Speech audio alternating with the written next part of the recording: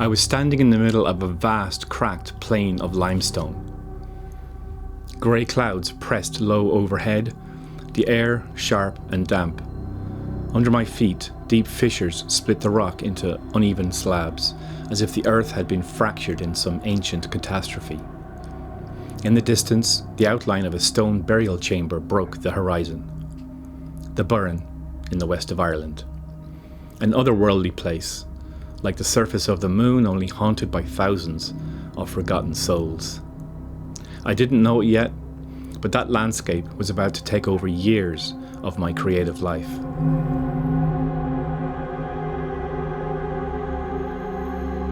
It began on a train from Dublin, heading home after a long day editing a television show. The director I'd worked with on my last film had given me a few books to consider for our next project. One of them grabbed me instantly, a horror novel set in this strange limestone wilderness, written in Irish. It wasn't just the eerie setting that captured me. It was a girl in the story, barely more than a child, who bore the weight of her tribe's safety because she could see the future in her dreams. She wasn't the central figure in the novel, but in my mind she became just that. I could picture her standing in that desolate landscape, the eyes of her tribe, carrying the burden of knowing the horrors that were coming from beyond the horizon.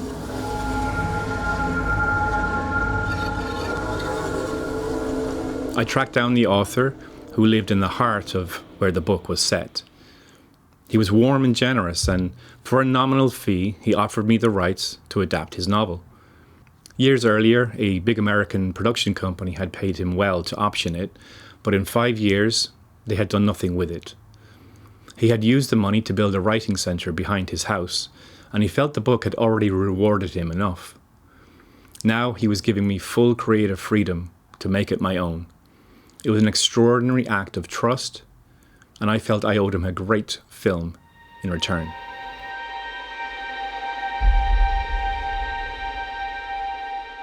I'd planned to develop it with my director, just as we had on our previous 2 films. But as his TV career was taking off, he drifted away. Calls and emails went unanswered. I'd been creatively ghosted, and the once shared vision became mine alone. I worked obsessively. Outlines, world building, character biographies. After 3 months of daily graft, I had a first draft, all 250 pages of it, 2.5 times the length it should have been. The story sprawled across months, dozens of characters, and shifting timelines.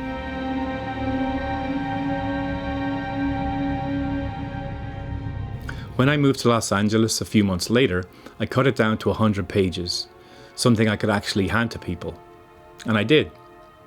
At parties, over coffees, in bars, I tell people about this strange and shocking Irish horror story, and most asked me to send them the script.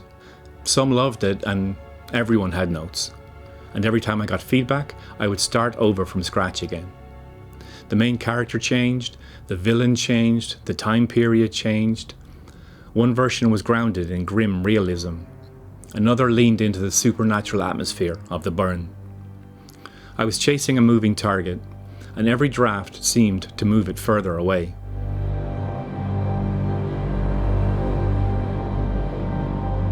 It wasn't just about making a film anymore.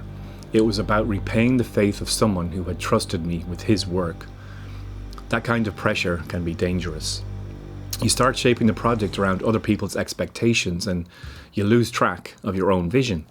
After years of work and sending it to various competitions and development programs without success, I submitted my favourite version thus far to the Irish Film Board. They offer development loans to filmmakers, but they didn't like it. I told myself that if it didn't work for them in the country where it was set, it didn't have much of a chance anywhere else. This wasn't exactly true, but at the time, it felt final. I put the story aside. Other writing projects came and went, but I never fully let that horror story go.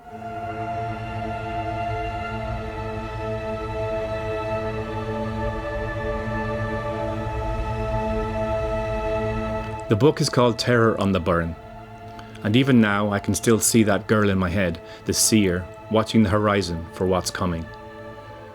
Maybe I was drawn to her because, at that time, I was doing the same thing. Looking ahead into a future I couldn't fully see. Following instincts I barely trusted. Stepping into a life that was already changing in ways I didn't yet understand. Some projects we finish. Others we carry for years. Forever hopeful that one day they'll find the moment and the world that they were meant for.